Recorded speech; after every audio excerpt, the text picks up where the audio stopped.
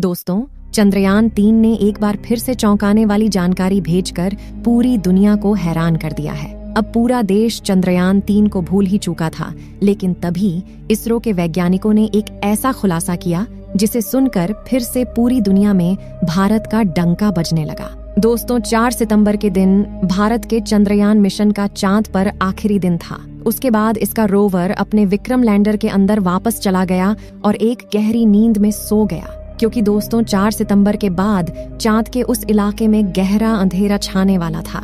इसलिए प्रज्ञान रोवर अपने आप को कड़कती ठंड से बचाने के लिए विक्रम लैंडर के अंदर वापस चला गया। लेकिन अभी विक्रम लैंडर ने स्लीप मोड में ही इसरो के वैज्ञानिकों को ऐसी जानकारी भेज दी जिसे सुनकर अमेरिकन स्पेस एजेंसी नासा भी हैरानी में पड़ गई। आइए दोस्तों, आज के इस वीडियो में मैं आपको बताऊंगी कि आखिर हमारे चंद्रयान-3 ने ऐसी क्या नई जानकारी भेजी जिससे एक बार फिर से भारतीय स्पेस एजेंसी इसरो चर्चा में आ गई, और क्या ये खोज भारत को एक सुपर पावर बना सकती है। इन सब जानकारी के लिए वीडियो को अंत तक जरूर देखना।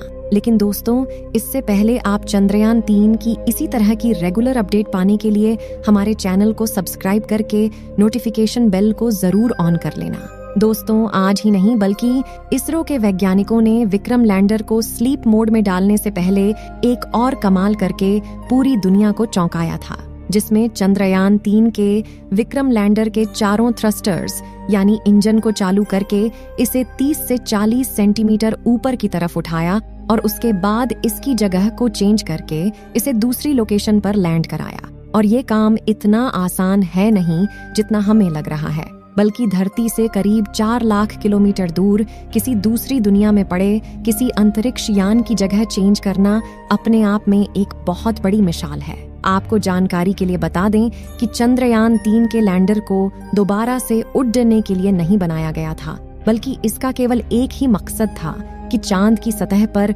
सॉफ्ट लैंडिंग करना। उसके बाद वहां की जानकारियां जुटाकर डिजिटल डेटा के रूप में पृथ्वी पर बैठे वैज्ञानिकों के पास भेजना। दोस्तों, ये भारत के लिए एक बहुत बड़ी ऐतिहासिक जीत है, क्योंकि ऐसा इतिहास में किसी भी देश ने नहीं किया था। जबकि हमारे भारत देश के कुशल वैज्ञानिकों ने चंद्रयान के लैंडर को कुछ मीटर की ऊंचाई पर ऊपर की ओर उड़ाया और फिर उसकी जगह को चेंज करके दूसरी जगह पर उसकी सफलतापूर्वक लैंडिंग भी कराई।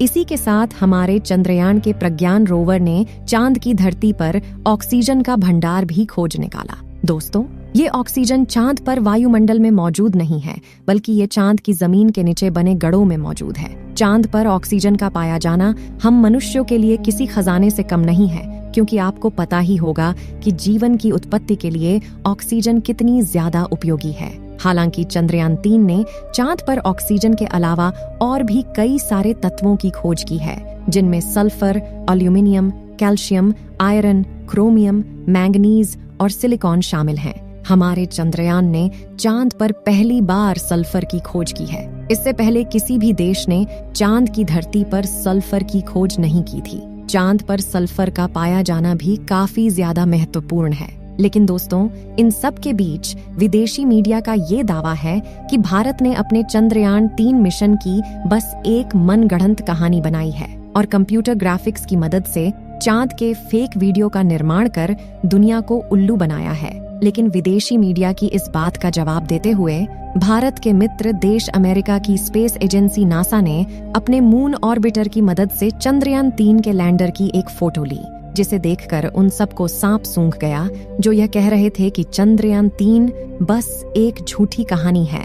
दोस्तों, नासा द्वारा जारी की गई इस तस्वीर में भारत का चंद्रयान एकदम क्लियर दिख रहा है, जो कि चांद की धरती पर अपना सीना ताने खड़ा है। दोस्तों, इस वक्त चंद्रयान-3 का प्रज्ञान रोवर और विक्रम लैंडर स्लीप मोड में है और ये दोनों फिर से 22 सितंबर के दिन अपनी नींद को विराम देंगे और एक बार फिर से उसी जोश और ऊर्जा के साथ चांद की उस रहस्यमयी दुनिया को खोजने के लिए निकल पड़ेंगे। लेकिन दोस्तों, अभी इस वक्त जहां पर हमारा चंद्रयान-3 खड़ा है, वहां पूरी तरह से अंधेरा छा चुका है और इसरो के वैज्ञानिकों के अनुसार अभी इस वक्त वहां का तापमान करीब -250 डिग्री सेल्सियस है। ऐसे में वैज्ञानिकों में इस बात का डर भी छाया हुआ है कि कहीं इस खतरनाक ठंड में प्रज्ञान रोवर का कंप्यूटर सिस्टम फेल ना हो जाए, क्योंकि दोस्तों -200 डिग्री तापमान के बाद कंप्यूटर में लगी चिप्स में भी दरारें पड़ने लगती हैं। ऐसे में हमें इस बात की कोई जानकारी नहीं है कि हमारा प्रज्ञान रोवर फिर से जिंदा होगा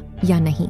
लेकिन दोस्तों, आप कमेंट बॉक्स में हमारे चंद्रयान 3 मिशन के लिए दुआएं जरूर करना, ताकि ये एक बार फिर से दुनिया को ये बता सके कि भारत भी अब एक स्पेस पोवर बन चुका है।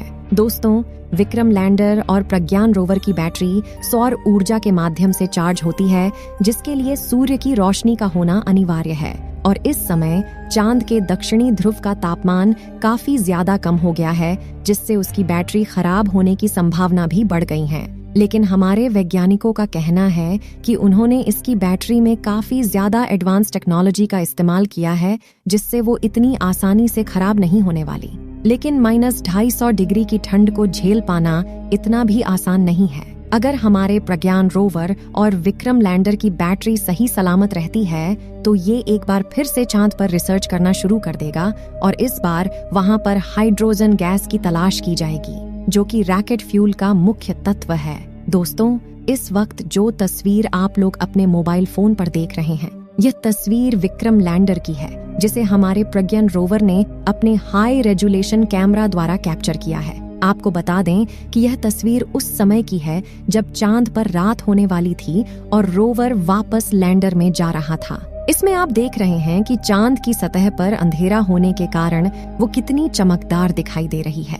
जिस समय चंद्रयान का प्रज्ञान रोवर चांद पर रिसर्च कर रहा था, तो उस वक्त चांद का तापमान 20 से 35 डिग्री सेल्सियस के बीच था। ऐसी कंडीशन में रोवर को जितना समय मिल पाया, उसने कई सारे तत्वों की खोज की और वहां के तापमान की जानकारी को वैज्ञानिकों तक भेजा और साथ ही वहां के प्लाज्मा रेडिएशन के बारे में भी स्टडी करके विक्रम लैंडर को जानकारी दी।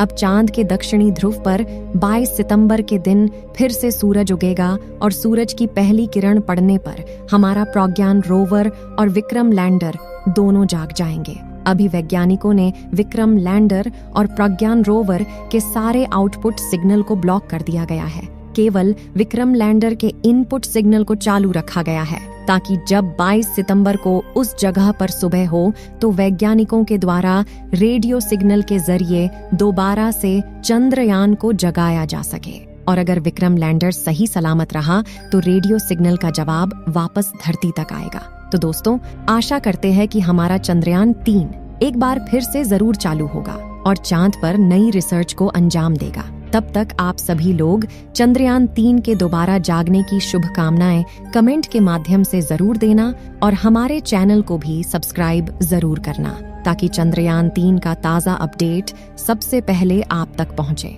मिलते हैं किसी नए दिन नई वीडियो के साथ। तब तक के लिए जय हिंद।